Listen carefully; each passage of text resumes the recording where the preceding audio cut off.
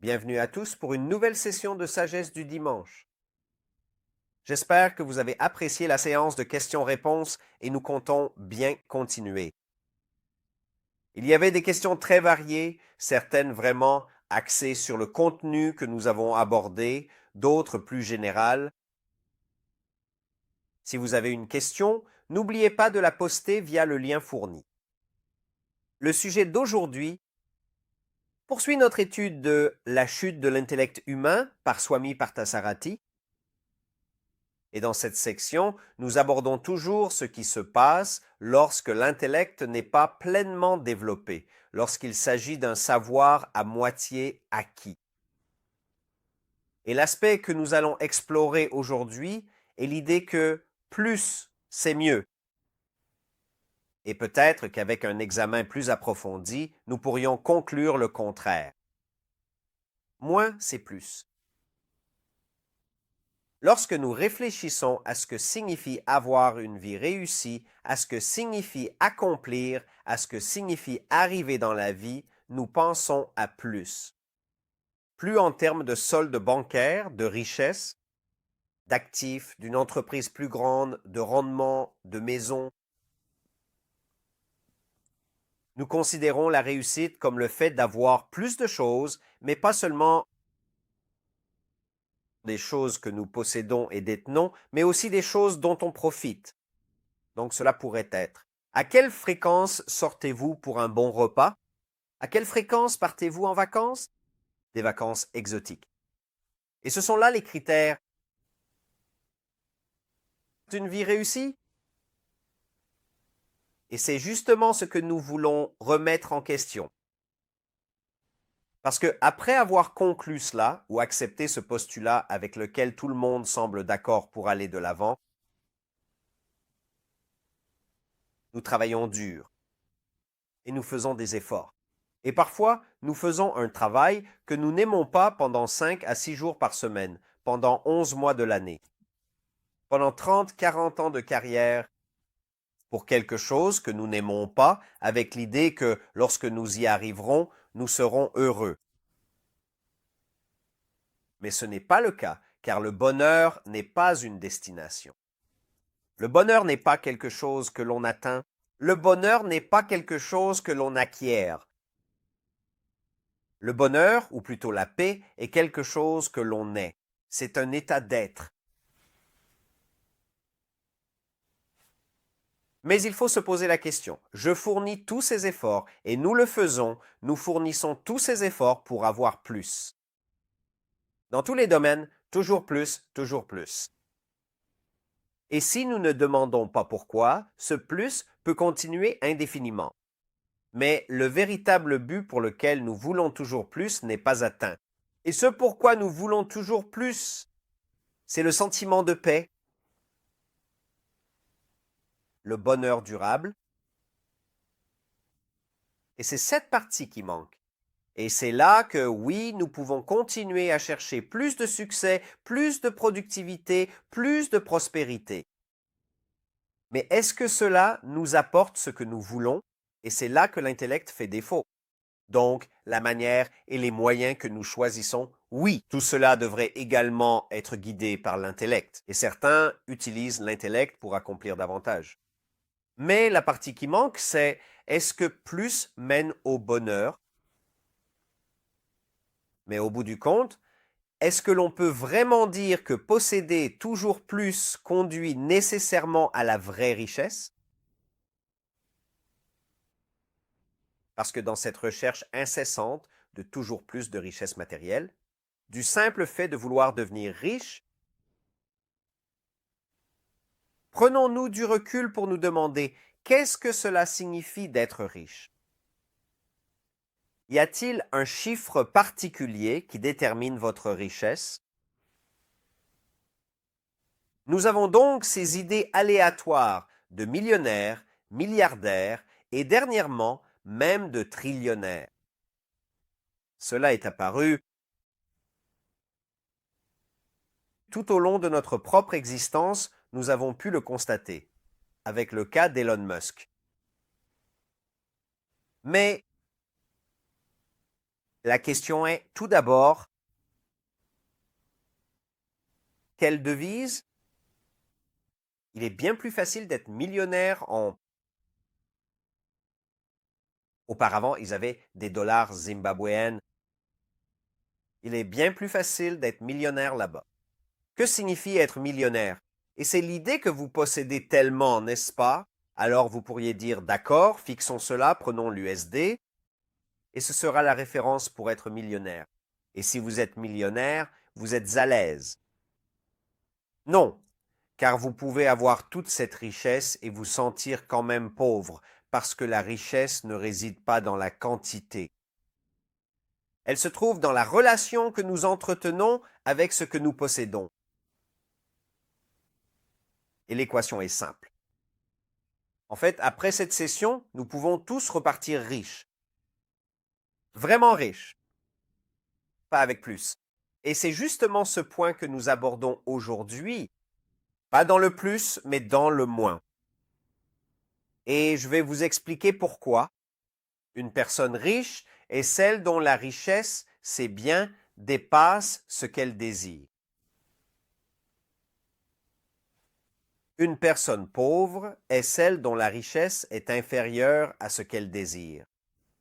Vous pouvez avoir n'importe quelle quantité de richesse. Vous pourriez être milliardaire. Mais si vos désirs dépassent ce que vous possédez, vous vous sentirez pauvre. Vous aurez l'impression de ne jamais en avoir assez, de ne pas être suffisant, et c'est un sentiment qui vient de l'intérieur. Mais ici, nous avançons à toute vitesse, essayant d'augmenter nos biens, d'accroître notre richesse, tout en nous sentant pauvres en permanence. Parce que quel est l'aspect qui n'est pas pris en compte? Quelqu'un a une idée? Nous travaillons dur, nous augmentons notre richesse. Le désir? Quel aspect du désir? Ressentez-vous de l'insatisfaction? Éprouvez-vous de l'insatisfaction? Est-ce que vous n'êtes pas vraiment satisfait? Nous ne sommes pas satisfaits parce qu'il manque quelque chose, mais quoi? Est-ce la part de joie? La part de joie? Oui. Pourquoi nous manque-t-il la joie? Parce que nous augmentons notre richesse, mais nous ne ressentons pas l'état d'être riche. Avoir assez, se sentir en paix. Qu'est-ce qui manque? À l'intérieur et à travers tout. Donc nous ne disons pas d'arrêter la richesse. Vouloir un peu plus. Vouloir un tout petit peu plus. Satisfaction. Satisfaction. Atteindre un état de neutralisation. Atteindre un état de neutralisation. Le fait est que c'est quelque chose que nous ne gérons pas du tout. Les désirs, et si nous ne gérons pas les désirs parallèlement à l'augmentation de la richesse, nous allons toujours nous sentir pauvres. Parce que lorsque nos désirs dépassent ce que nous avons,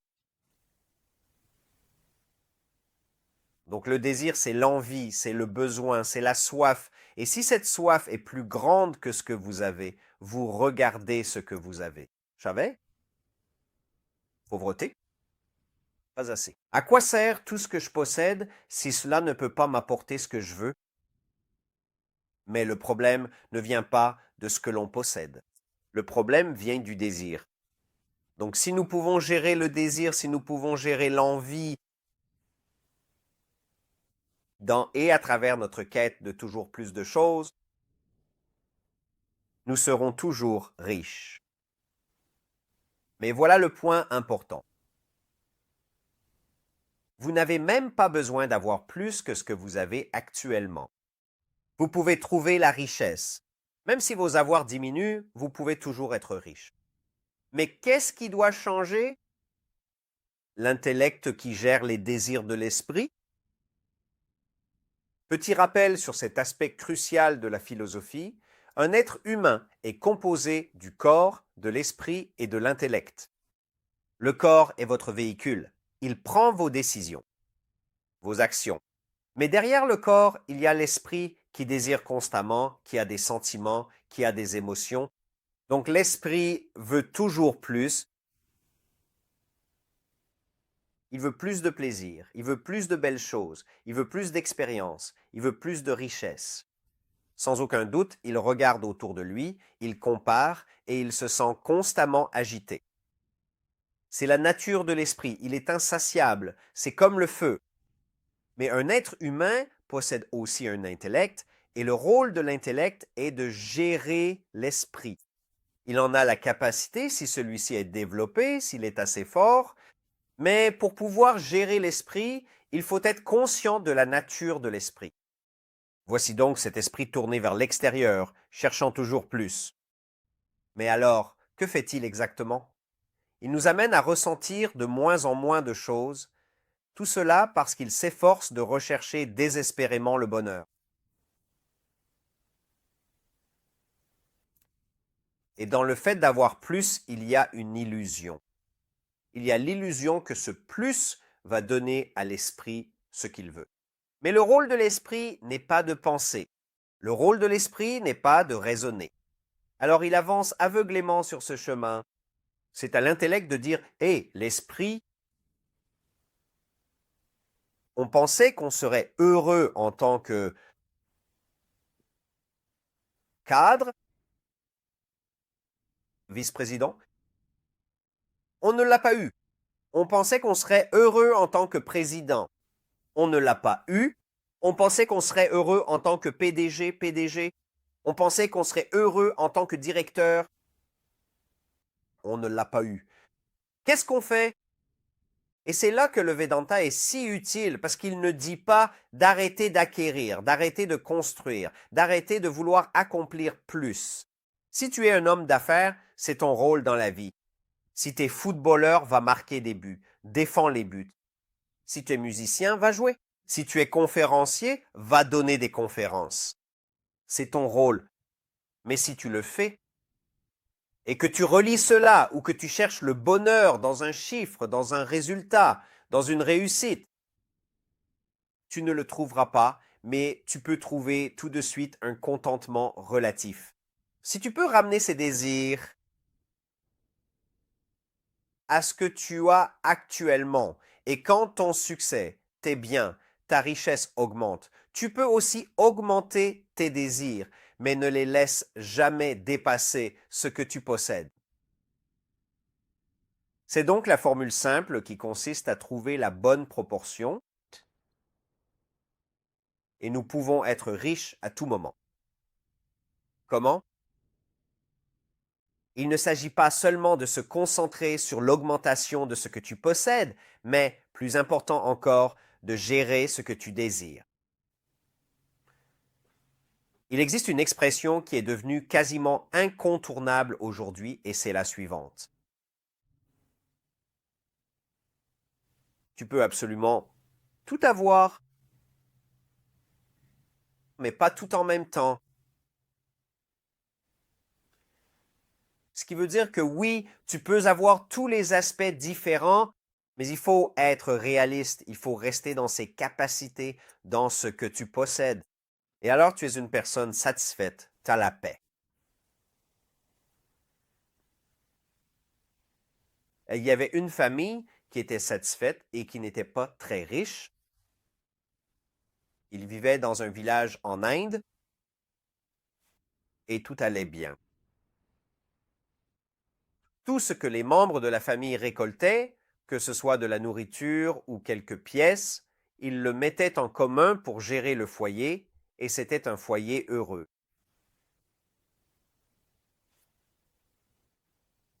Un fauteur de troubles décide de laisser un pot de 99 pièces d'or. Certains d'entre vous connaissent peut-être déjà cette histoire. Il laisse donc ce pot de 99 pièces d'or, juste là, à l'intérieur de la hutte. Et la famille rentre à la fin de la journée, voit ce pot de pièces d'or et vous pouvez imaginer littéralement le jackpot qui les attendait là. C'est suffisant pour 2 générations. Mais comment pensez-vous qu'ils ont réagi? Ils ont compté les pièces, donc ils étaient heureux au début, n'est-ce pas? Parce qu'ils avaient maintenant bien plus que tout ce qu'ils avaient jamais désiré. Mais ils ont commencé à compter les pièces et ils comptent 1, 2, 3, 93, 94, 95, 96, 97, 98, 99, de 93 à 99. Attendez, où est la fin? Où est la centième pièce maintenant? Personne n'a dit qu'il était censé y avoir 100 pièces.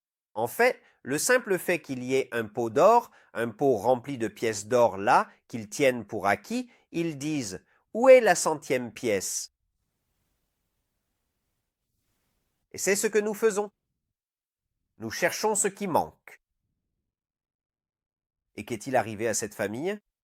D'une famille paisible, d'une famille heureuse, d'une famille satisfaite de ce qu'elle avait. Maintenant, au lieu de profiter des 99 pièces d'or, de les utiliser pour gérer leur mode de vie, ils ont commencé à devenir plus avares, à ne plus partager. Parfois, lorsqu'un voisin venait dîner, ils ont arrêté d'inviter des gens. Pourquoi? Parce que tout le monde, toute la famille, économisait pour obtenir la pièce d'or manquante afin de compléter les 100 pièces. C'est ce qu'on appelle le piège des 99. C'est comme si atteindre 100 signifiait que le bonheur est la destination atteinte, alors qu'en réalité, cette pièce de plus ne change rien. Et pourtant, ce que nous faisons par envie, par désir, nous ne réalisons pas que cela nous enchaîne. Et quelle est cette servitude?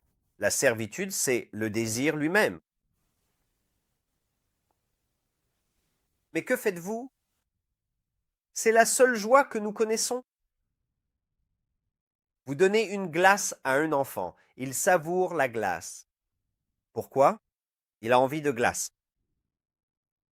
L'enfant a envie de glace, si vous lui enlevez la glace, il est malheureux. Ainsi, nous ne comprenons la paix, le bonheur, la joie, le plaisir qu'à travers le désir. Mais le fait est que personne ne nous a vraiment appris ce qu'il en est en diminuant le désir, en transcendant le désir, en maîtrisant le désir. En l'absence de désir, qu'obtient-on? Voyez-vous, car le désir est une agitation. C'est une agitation que vous avez créée. Pourquoi? Pour être complet. Tu veux cela pour me compléter.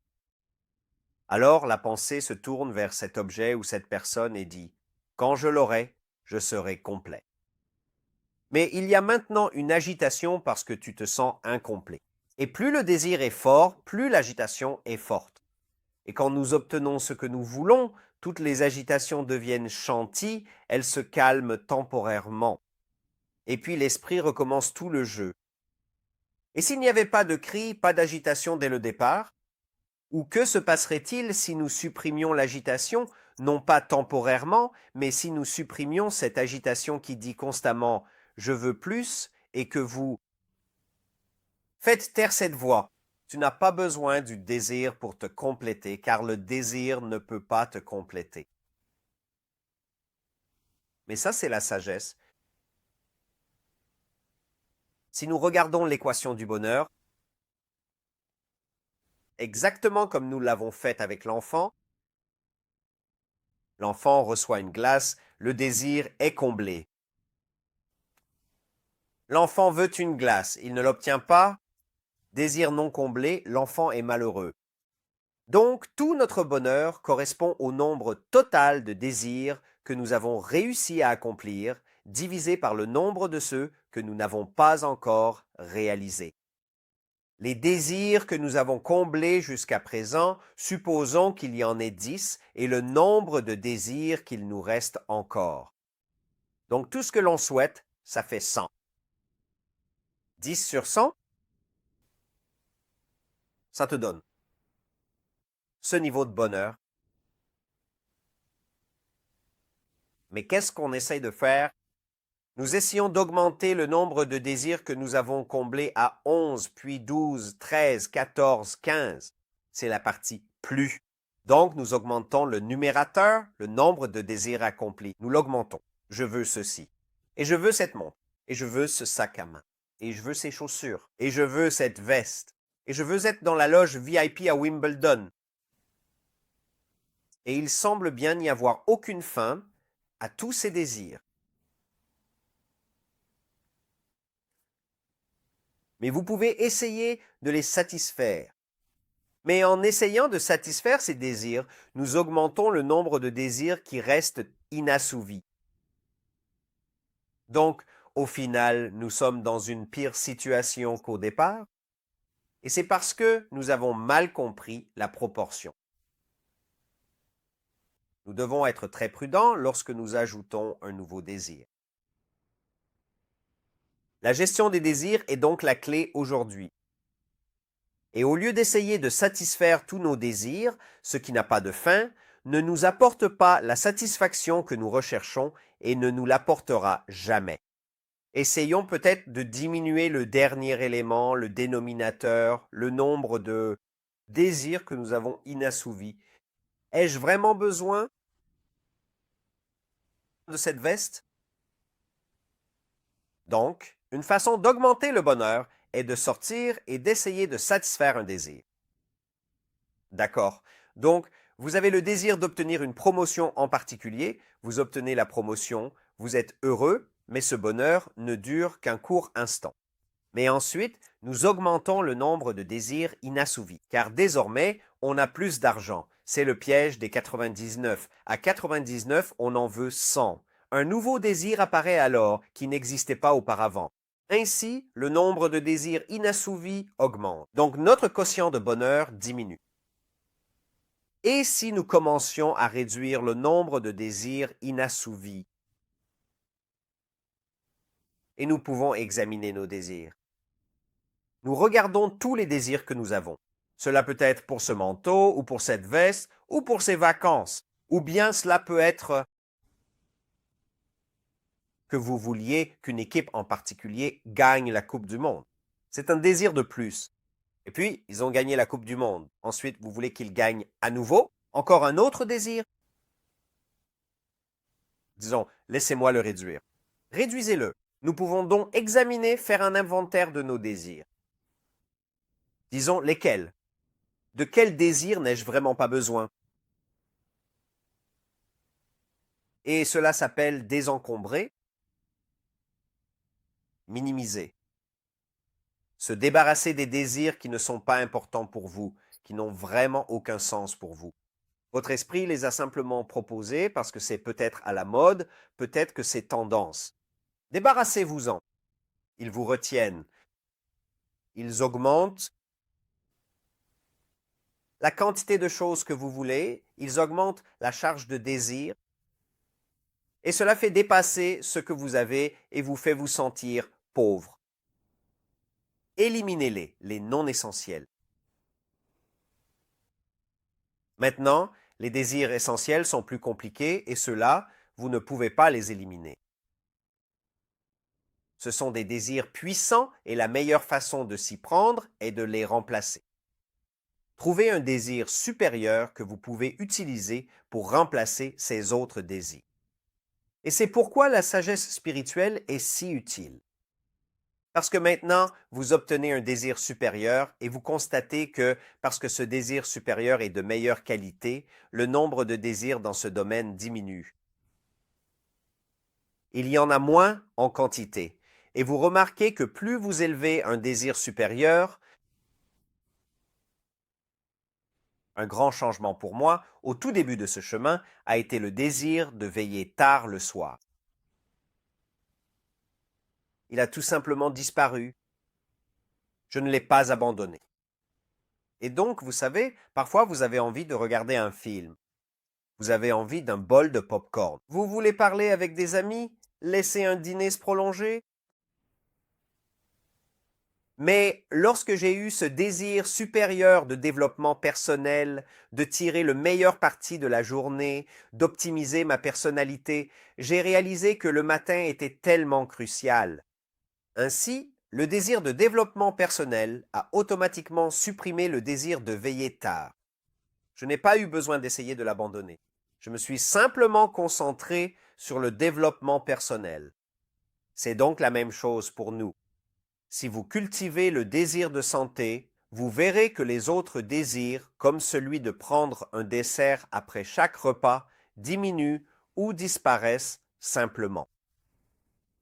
Vous ne trouvez pas cela si difficile? Ce n'est pas une contrainte totale. Pourquoi un désir plus élevé? Alors ne cherchez pas à supprimer les désirs. Adoptez un désir supérieur. Ceux que vous pouvez abandonner sans effort, mais simplement avec un peu d'analyse intellectuelle en vérifiant cela.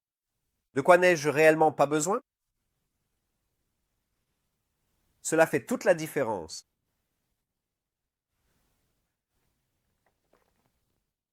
Je vais donc vous donner un exemple personnel et très simple, le désir d'acheter de nouveaux vêtements.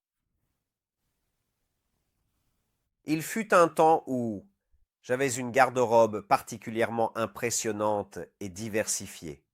Quand nous voyagions, nous partions systématiquement avec toute une collection de blazers élégants et des tenues élégantes décontractées.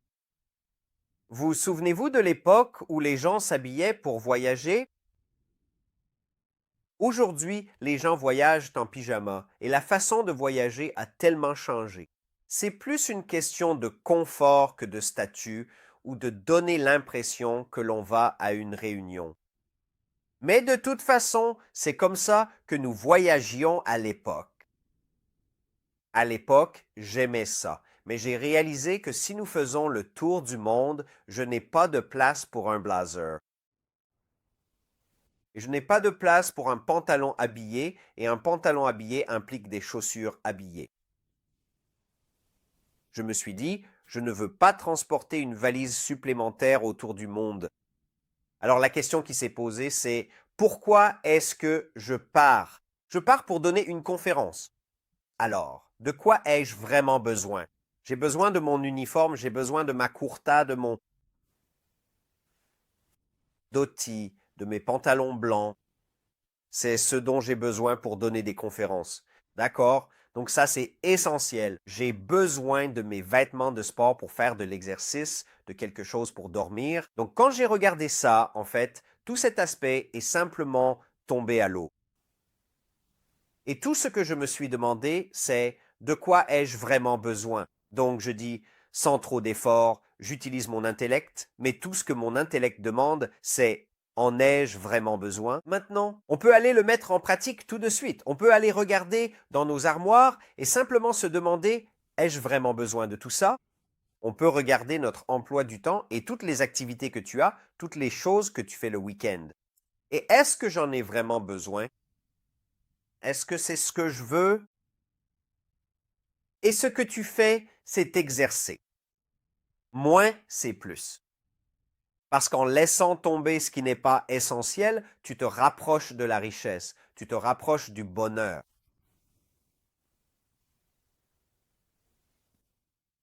Socrate.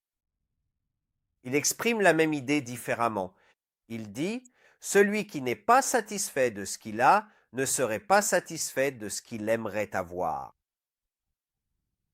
Et c'est le résumé.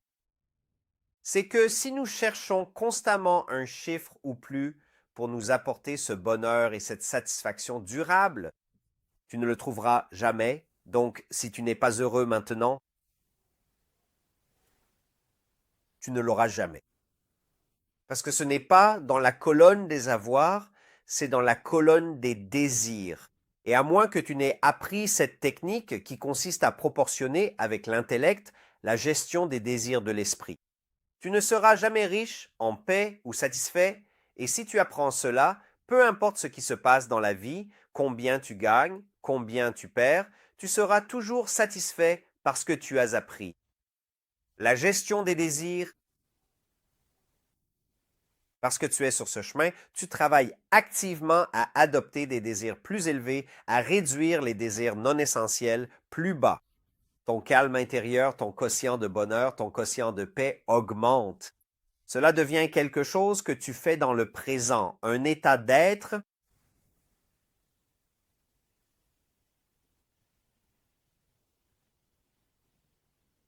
Donc c'est un changement. C'est un changement de paradigme. Nous pensons que le bonheur est un effet. Et oui, c'est un effet de la pensée, de l'intellect qui gère l'esprit.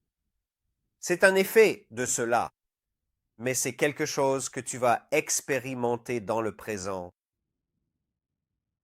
Pas quelque chose que nous pensons vaguement obtenir d'un futur. Résultat, réussite, acquisition. Parce que lorsque tu y arrives, et ceux qui y sont arrivés ou ont accompli ce qu'ils voulaient, tu te rends compte que c'est insaisissable. Tu en profites sur le moment, puis ça passe à autre chose.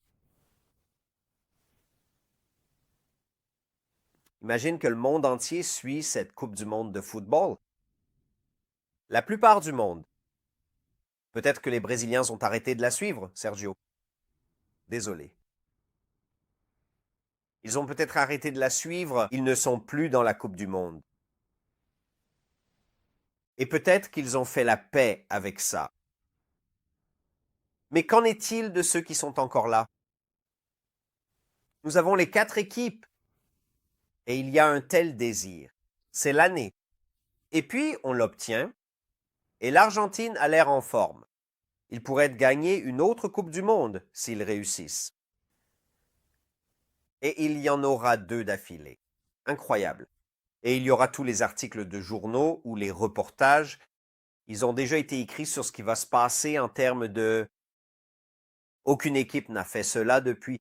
Et ils donnent tous les exemples dans l'histoire. Un record battu. Ils ont en fait déjà écrit les articles. Ils écriront à propos d'eux. Les plus grands joueurs, Messi, il y aura des comparaisons. Tous ces articles sont déjà prêts parce que c'est une question de probabilité. Et tu veux être prêt quand ça arrive pour être le premier à le publier. Mais je dis, pour cette équipe, waouh, 2 Coupes du Monde d'affilée. Et tu sais quelle sera la pensée? Ils vont en profiter, sans aucun doute, et il y aura un défilé de la victoire en Argentine. Et sans aucun doute. Ils vont en profiter, mais pendant combien de temps? Parce qu'ensuite, tout recommence. Les qualifications pour la Coupe du Monde, les différents tournois régionaux, tout repart. Et alors tout le désir sera tourné vers. Maintenant, il y a encore plus de pression pour en gagner 3 d'affilée. Pourquoi l'esprit fait-il cela? Nous étions heureux avec un, maintenant nous en voulons 2, puis avec 2, nous en voulons 3, et tout est imprégné de cela. Michael Jordan, il a gagné avec les Chicago Bulls, remporté le titre de champion de la NBA, 7 fois consécutivement. Et plus tard, on l'entend dire, vous savez, si on avait réussi à bien gérer, ça aurait pu être 8. Imaginez, peu importe combien, on peut toujours ressentir que ce n'est pas suffisant. Alors espérons-le. Quand on regarde ces interviews, quand on examine notre propre vie, quand on examine la vie des autres, on se rend compte, je ne vais pas me faire avoir. Ce n'est pas dans le plus, c'est dans le moins. Ce n'est pas dans le fait d'avoir. Cela n'a pas de fin. C'est dans. La façon dont nous ressentons ce que nous avons, c'est dans le désir.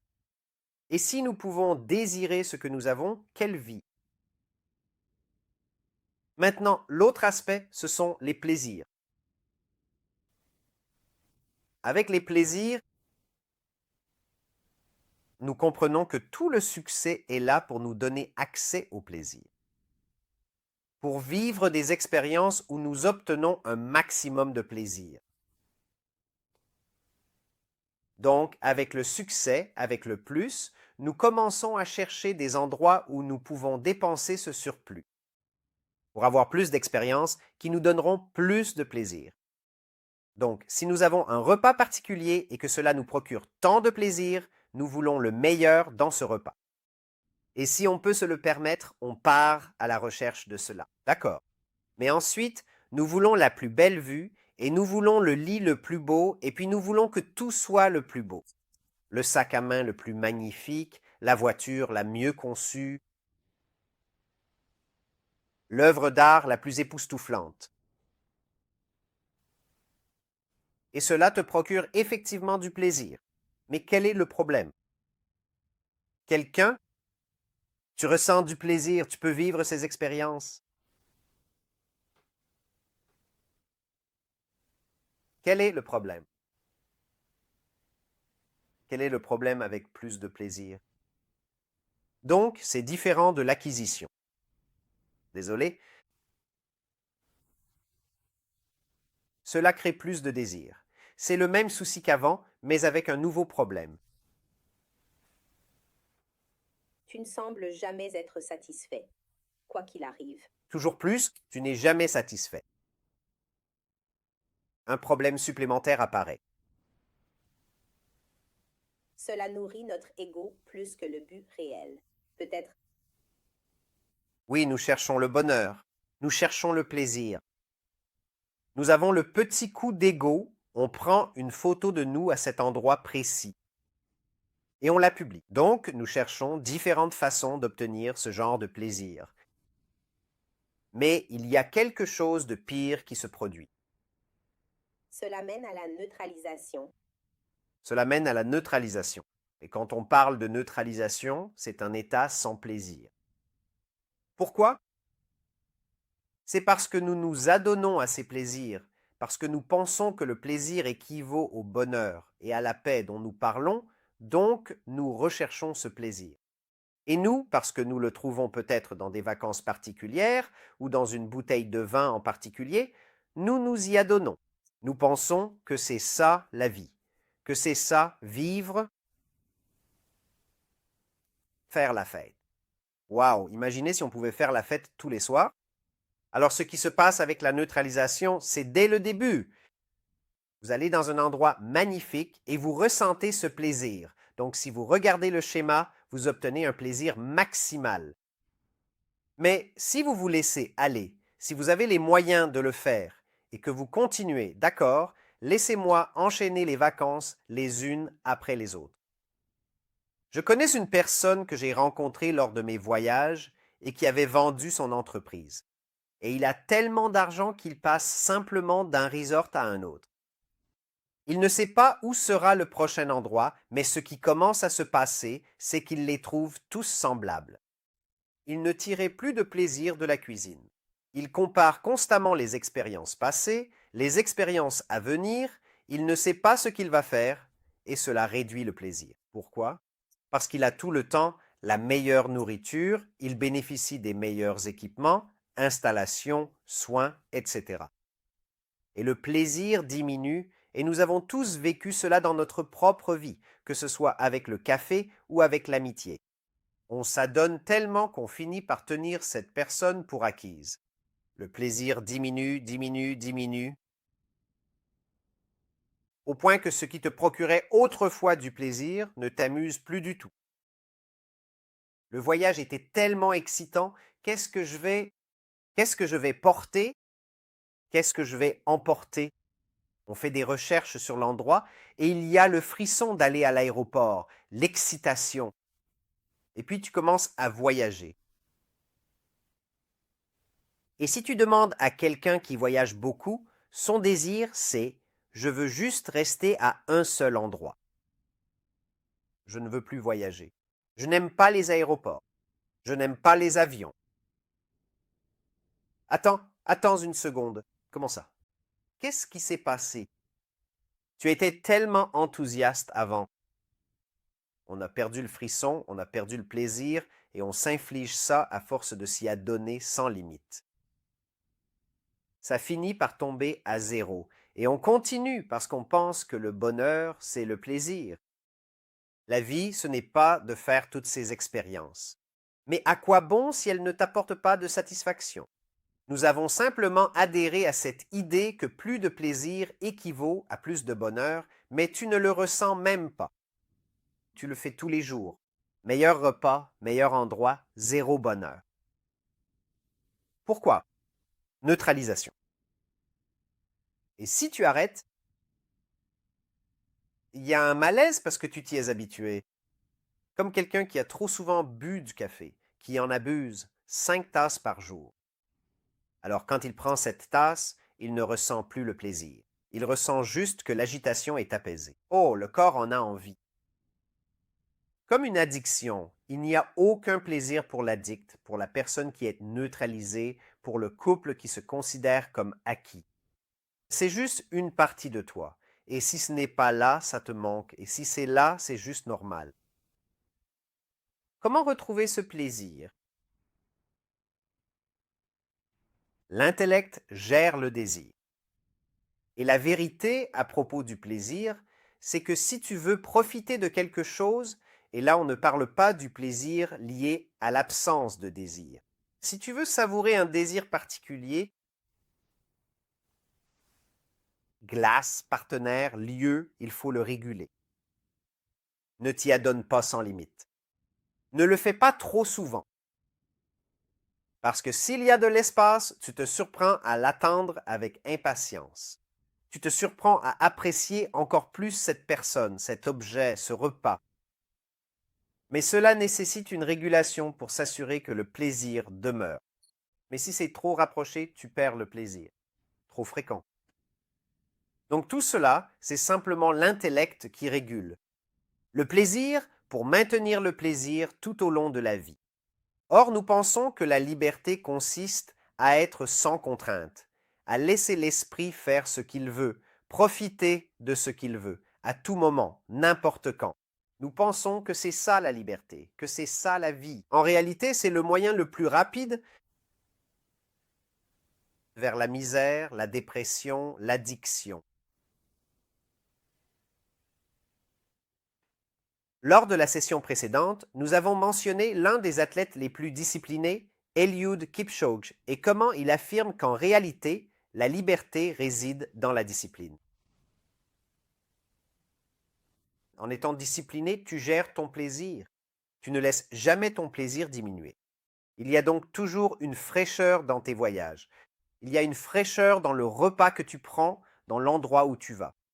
Tu entres dans l'expérience. Fraîche au lieu d'être neutralisée. Comment fait-on cela? Regardez vos expériences. Si vous constatez que vos plaisirs diminuent, laissez un peu d'espace, mettez un peu de distance. Si vous sentez que vous devenez trop familier avec un ami en particulier, que vous n'appréciez plus autant sa compagnie, accordez-vous un peu d'espace maintenant. Cela ne veut pas dire que vous devez faire une pause avec votre partenaire, mais lorsqu'il y a une opportunité et que votre partenaire souhaite vivre une expérience particulière, peut-être partir en retraite, ou rendre visite à sa famille, pourquoi pas? Un peu d'espace qui se présente, pourquoi ne pas le prendre? Parce qu'alors, vous attendez avec impatience d'interagir, d'être ensemble, de discuter. Mais si vous êtes tout le temps ensemble, vous n'avez pas cet espace mental, cette neutralisation. Au Japon, il existe un concept appelé Hara Hachibu. Et Hara Hachibu signifie, et c'est ainsi que la philosophie devient concrète. Cela signifie manger jusqu'à 80%.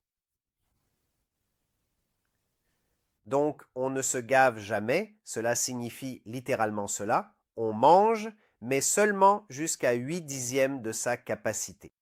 On n'est donc jamais complètement rassasié, car si on l'est, on a assouvi son appétit. Je ne parle pas ici des bienfaits physiques de cette pratique, mais simplement du fait qu'on laisse un peu d'espace pour le désir. Vous avez laissé un peu d'espace, d'accord, oui. Pour la digestion, vous mangez un peu plus consciemment. Vous vérifiez avec votre corps que vous ne mangez pas trop, si le corps en a eu assez, et vous vous assurez que c'est un peu moins, 80%. Maintenant, imaginez si nous faisions cela avec toutes nos expériences. Aujourd'hui, nous pensons que le bonheur, c'est, surtout si vous allez discuter avec un jeune, ils pensent que se saouler, ils disent « Oh, j'étais tellement bourré ». Ils pensent que c'est une soirée agréable. L'indulgence est plaisante. Oh, je me suis lâché complètement. J'ai fait ça à l'excès. Lune de miel. Que signifie lune de miel? Indulgence sans retenue. mais il faut revenir de la lune de miel et vivre avec cette personne. La discipline doit être présente pour entretenir l'étincelle, l'intérêt, le feu. Dans la Bhagavad Gita, il est dit: pour celui qui est modéré dans sa nourriture et ses loisirs, modéré dans l'action, qui est modéré dans le sommeil et l'éveil, le yoga devient le destructeur de la souffrance. Donc, si vous êtes modéré dans vos plaisirs, cela signifie ne pas avoir tout le temps ce que vous aimez. Laissez un peu d'espace. Et c'est l'intellect qui doit décider combien et quand. Cela varie d'une personne à l'autre. Donc, vous devez vous observer vous-même. Vous devez faire cette auto-analyse et observer. Et la Bhagavad Gita, au chapitre 6, verset 17, dit ceci: si vous pratiquez la modération, vous serez paisible. Cela détruira vos souffrances. Mais si vous vous laissez aller, vous devenez victime des désirs de votre esprit, vous devenez dépendant, vous devenez accro à ces choses extérieures. Et la tragédie. Avec ce point, ici en particulier, il n'y a aucun plaisir là-dedans. Alors, à quoi servait tout cet effort pour Aristote? La beauté, c'est à quel point la vérité est similaire partout. Donc je cite toutes ces différentes traditions pour montrer comment les gens sont arrivés à la même conclusion, parce que c'est un principe fondé sur la vérité humaine. Et ce qu'Aristote dit, c'est que nous devons suivre le juste milieu. Et le juste milieu, c'est simplement obtenir la bonne mesure. Mais quelle est la bonne mesure pour mener une bonne vie, une vie vertueuse? Il dit que la vertu est un juste milieu entre deux vices. L'un par excès et l'autre par défaut. Il s'agit donc de trouver le juste milieu. Ce n'est donc ni ne pas avoir, ni se laisser aller, mais c'est trouver, encore une fois, la gestion du désir, la gestion de sa richesse, la gestion de la bonne mesure. Et il ne s'agit pas d'augmenter la richesse ou les désirs. Que ce soit pour la richesse ou pour le plaisir, l'essentiel est de savoir comment gérer et réduire le désir, car au final, moins en posséder signifie souvent en avoir plus. Et c'est la vérité de la vie si nous voulons la paix, si nous voulons le bonheur. Gérer nos désirs afin qu'ils soient toujours en dessous de la richesse que nous possédons à l'instant présent. Et pour gérer nos plaisirs également, nous devons les réguler, ne pas nous y abandonner. Donc ce n'est pas trop, ni trop nombreux, il s'agit de trouver la bonne mesure, un peu moins, moins c'est plus. Nous allons maintenant répondre à vos questions. Notre première question concerne le fait de tenir pour acquis les personnes que l'on aime. Pensez-vous que c'est parce que notre système nerveux n'est pas habitué à l'amour, à la gentillesse ou à la paix et qu'il s'auto-sabote donc? Si c'est le cas, comment éviter d'en arriver là ou comment y remédier?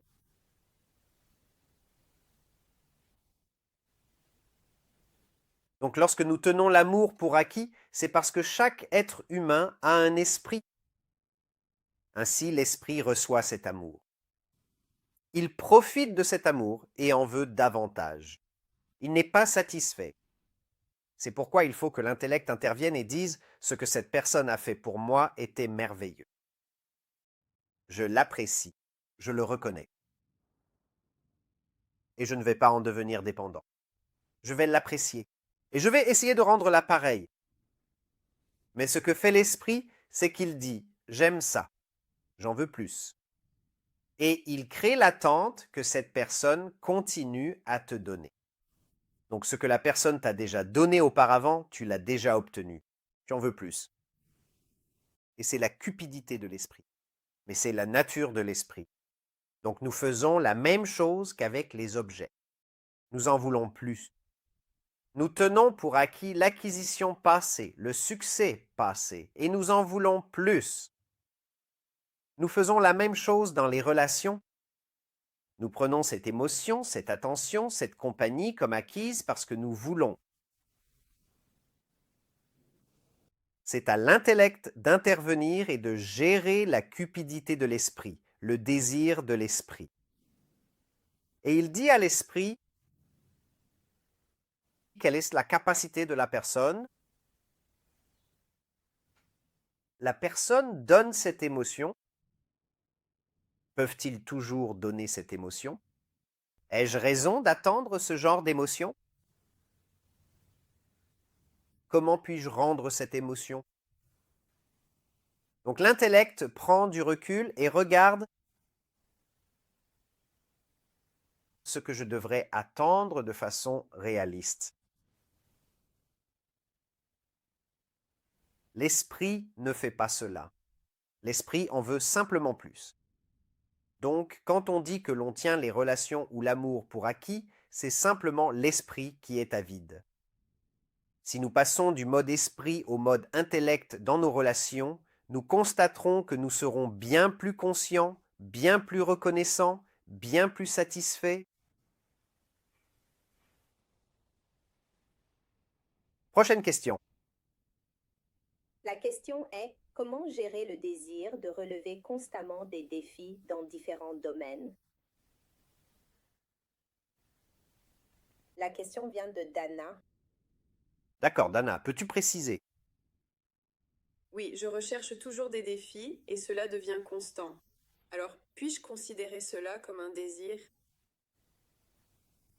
Oui, tu peux, mais tu peux le considérer comme un désir supérieur car tu recherches le défi, la croissance, l'amélioration, donc c'est un désir positif que tu choisis d'adopter.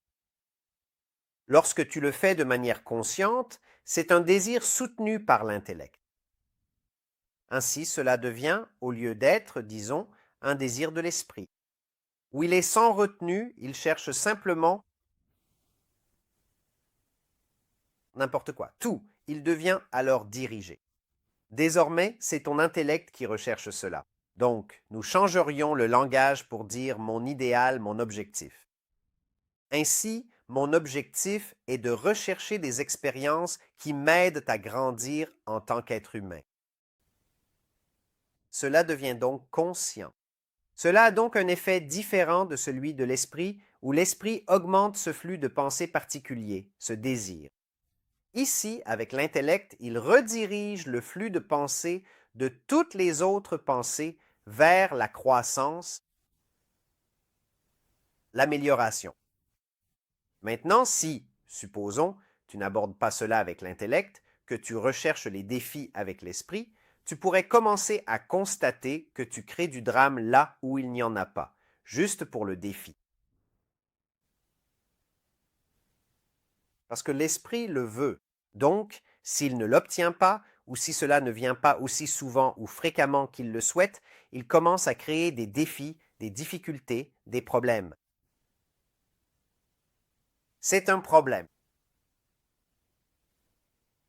Et encore une fois, il n'y a pas de fin à cela. Donc, il s'agit de se demander pourquoi faire? Et si tu le fais pour ta croissance, pour ton évolution, cela signifie que tu utilises l'intellect et que tu rediriges tes pensées vers le haut.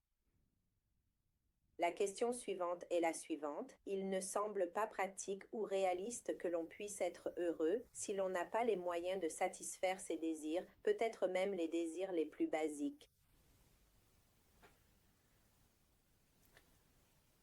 Alors, que voulons-nous dire par désir basique? Et si tu demandes ce que sont les désirs basiques, c'est très subjectif. Donc peut-être il y a quelques décennies, si tu parlais de désirs basiques, quelqu'un aurait dit nourriture, eau, abri. Maintenant, si tu demandes à quelqu'un aujourd'hui quels sont les désirs basiques, qu'est-ce qui ressort? Quelqu'un, parfois même avant l'abri, nourriture, eau, Wi-Fi. Wi-Fi, n'est-ce pas? Qu'est-ce que le Wi-Fi? Qu'est-ce qu'Internet? C'est plus crucial que l'eau ou la nourriture, l'électricité. Donc, les désirs basiques changent. Donc, sans aucun doute, il y a des désirs dont nous avons besoin pour survivre et ce sont des désirs qui existent déjà, en termes de, je dirais. Même les désirs naturels, c'est que le corps a besoin de carburant. Donc il a besoin de nourriture, il a besoin d'eau. Même le sexe, c'est une pulsion naturelle, donc le corps en a besoin. Donc ce sont les désirs naturels qui existent depuis l'existence humaine elle-même. Ce sont tous les autres désirs que nous appellerions des désirs acquis, où nous transformons ces désirs acquis en désirs essentiels ou, comme vous le mentionnez dans votre déclaration, en désirs basiques. Et c'est ce que nous faisons. Donc, nous transformons lentement nos désirs acquis en choses dont nous ne pouvons plus nous passer. Ainsi, au lieu de garder les désirs basiques comme tels, nous devenons de plus en plus pauvres en tant qu'espèce parce que nous faisons de nos désirs acquis nos désirs fondamentaux. Quoi? Le Wi-Fi, l'électricité, etc. À travers tout cela,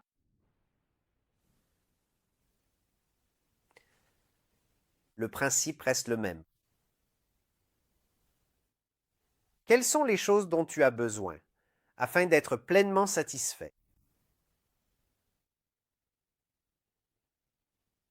Et tu peux tout avoir, mais dépends-tu de cela pour ton bonheur? On trouve des gens extrêmement riches, ils ont suivi ce chemin et ont décidé qu'ils voulaient simplement marcher. Ils quittent leurs entreprises. Nous le voyons avec le Bouddha de Gotham.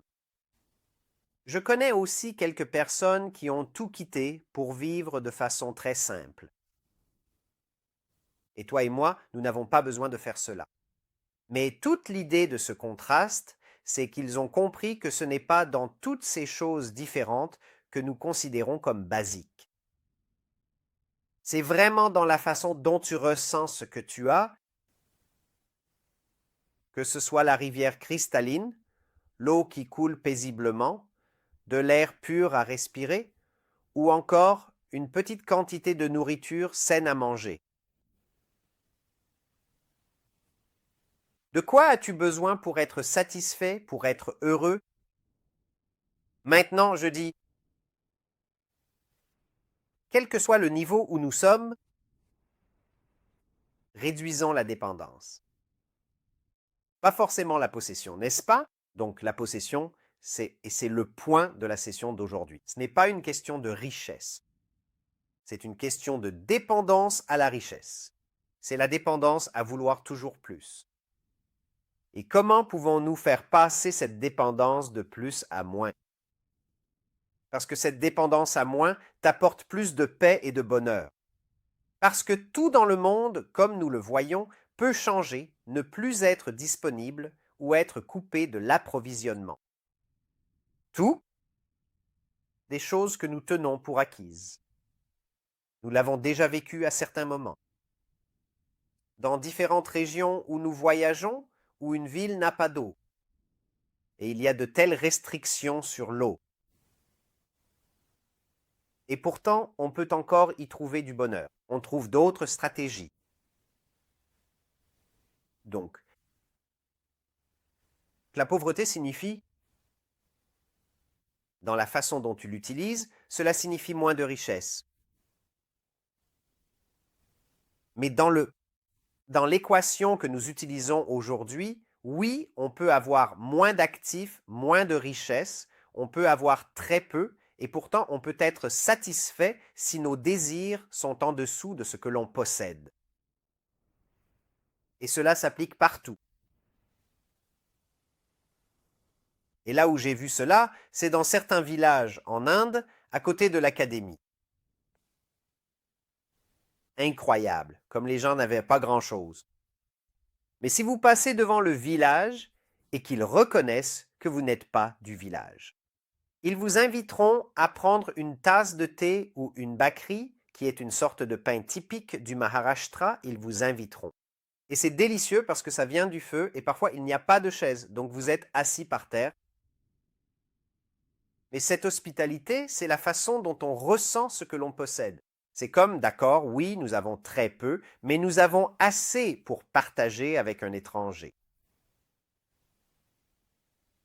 Incroyable. Et puis, de l'autre côté, on peut avoir tous les moyens, on peut avoir toute la richesse, et pourtant, on ne ressent pas qu'on a assez pour partager. Quelqu'un entre, ou quelqu'un vous demande quelque chose, et vous vous sentez tellement mal à l'aise. Vous n'avez pas envie qu'on vous demande. Comment ressentez-vous ce que vous possédez? Eh oui, je vous entends. Il y a en effet des situations ou des endroits dans le monde où des gens ont très très peu ou vivent dans des conditions aussi dures que difficiles. Et l'on constate, même dans ces conditions, si l'on lit Viktor Frankl, des conditions si dures, si extrêmes. Et pourtant, dans ces conditions, on peut trouver un sens, on peut trouver la paix. Comment est-ce possible? Nous ne sommes pas capables de le concevoir parce que nous avons associé le bien-être, nous avons associé le bonheur à un minimum. Mais ce n'est pas là. C'est dans le but, c'est dans la perspective. Dernière question. Les deux dernières questions sont combinées. Est-ce que nous ne pouvons pas tout avoir et devons-nous travailler à nous en contenter? Ou bien avons-nous déjà tout et devons-nous travailler à le réaliser? Première question. Deuxième question. Quel rôle joue l'esprit ou la TMA dans la gestion des désirs? Quelle excellente question.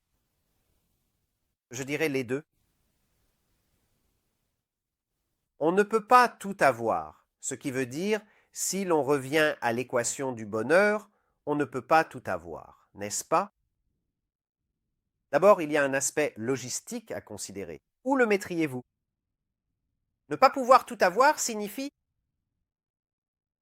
que si vous appliquez notre équation du bonheur en essayant d'augmenter tous les désirs que vous réalisez. Donc vous avancez et vous dites, j'ai ce désir, ma liste de choses à faire avant de mourir, vous y allez et vous le cochez.